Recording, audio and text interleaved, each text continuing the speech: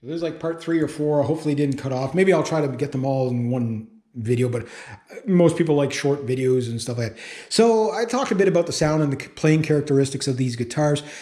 You can play modern. You can play Joe Satriani stuff on that, Steve Vai stuff, and still sound pretty good. But again, you have the shorter scale of 23 and 24 and 3/4. So you have Gibson scale. So it's a tight sounding guitar. It's the muddy. I didn't address the muddy in the last. Okay, here's the thing with the SG. You have a dark sounding, heavy sustaining wood, which is mahogany. You have a mid-range sounding wood. I know some people don't believe in tone woods, but trust me, when you have the guitars with it and when you have the guitars without it, you can tell. You have rosewood, which is the middle EQ, mid-range, right there. It's all in the middle, which makes solos really pop out. But yet you still have more like, if the Les Paul would be known as the Gibson growl, right? You have this kind of lower mid growl. This is kind of like the mid range, like just angry, like angry engine. It's more of like a bark than a growl. So the thing it bitches at you. I love it. And especially if you're like doing a power chord B at really loud volumes. Think like Joker and the Thief, that sound, that bow, bow, it just sounds so good. It's just such a heavy mid-range sound. So for death metal, it might not be a heavy enough guitar. I did tune this guitar down to drop A. I didn't try to re-intonate because you really, this guitar is not meant for that kind of, intonation adjustments.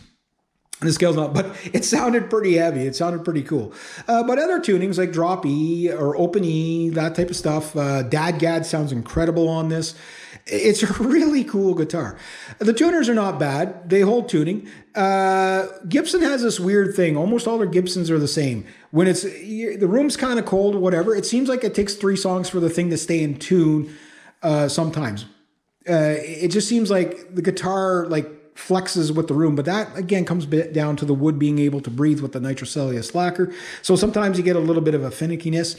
And one thing, I don't know why Gibson does this, but they always make the E string a little too high here on the nut that you end up having to get it filed down a bit, or else you can't intonate quite there. Other than that, the intonation of this guitar is phenomenal.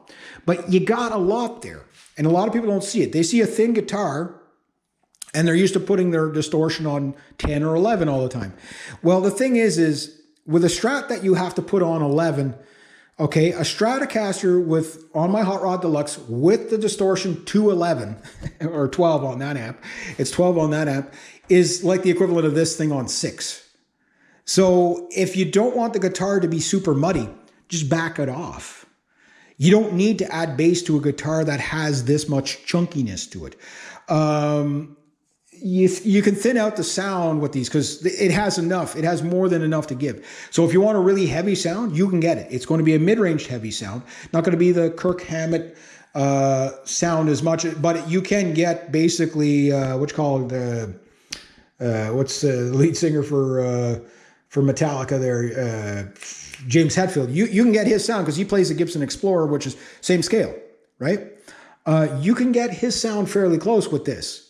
Down 2.5 step or whatever, or a whole step, whatever they down tune to, and just, color out the sound where you want on the amp. But what you'll find with this is you never have to go that much bass on it. On my Hot Rod Deluxe, the bass is all the way off, and it still has more bass than and thickness than most Stratocasters. I'm not picking on the Stratocaster, calling it a bad guitar or like that. It's just a different animal. You get an SG with P90s on it. It's still a pretty thick sound, not as thick sounding as this.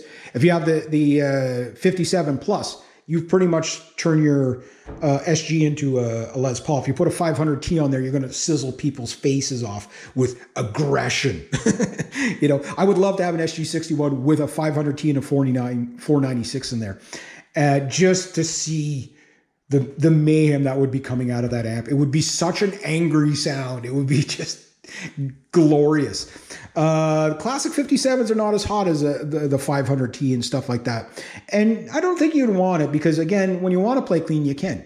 The problem, though, is when you get up to volume, like high volumes, I'm going to check my time here, is your SG tends to not want to play clean anymore. It tends to get a bit rowdy on you. Hence again, it's a great rock and roll guitar, and so many recordings. People that that was recorded with Les Paul. No, it wasn't. It was recorded with the SG. A lot of Eric Clapton stuff was recorded with the Fool SG, which nobody really knows what it is. If it was a 62, a 63, whatever it was, because it was it was painted on and modified. Frank Zappa, nobody really knew what SGs he had because they were always modified, right? So the thing is it's a platform you can do a lot with. Now, if I was a gigging man, would I want the 61 reissue? For special nights, yeah. But to bring this thing out to the bars day in, day out, I don't know. I'd probably go with the SG Standard. When I do the review on my SG3, which is basically an SG Standard body, you'll see what I mean, like the heel joint. I'll put both guitars at one point side by side, and you'll see what I mean.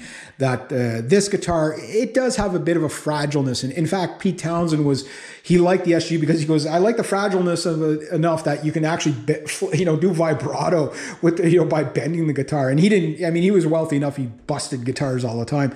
But he liked his SGs. In fact, he liked his SGs so much when they stopped making the model he was making, the one with the P90s, he scoured the lands for, guitar shops to find those older SGs because he liked them so much. But yet they keep coming back into Gibson's arsenal. Why? Because they just got it right. They got it right. And they did such a good job on these guitars, even with their flaws are their character. Their flaws are actually what make these guitars so good. Now, you can get modern SGs, and for example, I remember when I was searching for an SG, the first SG I bought, I always wanted one of these, but I was like, it's a little out of my price range at the time, and I went with the SG3, but thinking about it now, I should have just went to this, but I'm glad I bought the SG3 too, because I think it's a better gigging guitar because it's built, on the SG Standard platform, and it's a lot more sturdy, we'll just say, at the heel joint. It has like a Les Paul style heel joint. But when I played this on stage, I've only had this guitar. I know, shame on me. I've only had this guitar on stage once. And it was, you can see it on the channel. I did Johnny Be Good. I did Rocker from AC/DC. I did, a couple other stuff. But there's one there I'm jamming with this girl. I think her name was Andrea. We did Fairies Wear Boots kind of. And I'm just going through a little 10-watt Fender Junior. And this thing, I only had it up maybe about 4 or 5, stage volume. And that's not a powerhouse amp by any stretch. It's a vintage classic sound. And I played that same amp a couple of weeks earlier with a Stratocaster, and I just couldn't get out of that. And I did a nice jam with it, but I couldn't get that balls and the punch out of it that I got with this. This, I had to kind of almost, you can hear me play, and it sounds like this thing's like a wild stallion about to bust out of the gate after a mare in heat. You know what I mean? It sounds like I'm just holding back all this sound. It's like the dam's about to break because it's like, it's just like, come on, let's go, man. Let's put some volume out there, right? And you can hear the chunkiness in it, doing that. It's punching people in the face. And everybody got that night was like, that guitar was cool, man. The camera will never capture what the people were feeling. It's just like, one guy said, that is the most chunkiest sounding guitar I've ever heard. He couldn't believe it. And he goes, I've heard newer guitars and I've heard older guitars. He goes, there's just something about that guitar. It just has the right amount of mid-range, the right amount of low end, and the right amount of thickness. And again, tone all the way off, mid on the amp all the way off, and bass all the way off, and just crank the volume. And I still had more guts than just about any, Telecaster or Stratocaster for punchiness. But again, that's what this thing was designed for, right? How am I doing for time here? Yeah. So I'm not bashing the other guitars because I do want a Strat and a Telecaster. In fact, I'm more of a fan of the Telecaster, but they do different things. So I think if you had in your arsenal one SG in your life, it gets really hard to buy new guitars. And I'll sum up why in the next video.